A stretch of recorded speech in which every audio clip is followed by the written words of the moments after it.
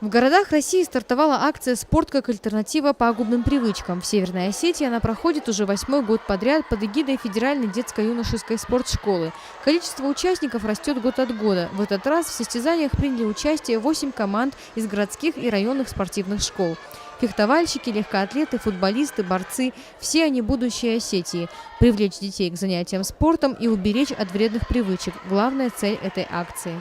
Участие принимает много команд, это из районов приезжают команды спортивных школ и городские спортивные школы. 8-й раз проводится, за 8-й раз уже, наверное, есть и спортсмены, которые на сегодняшний день становятся и мастерами спорта международного класса, такие как Фугаев Алан, потом Валиев Андрей, Бойцаев Владислав. Они уже взрослые, они начинали тоже с этих веселых стартов.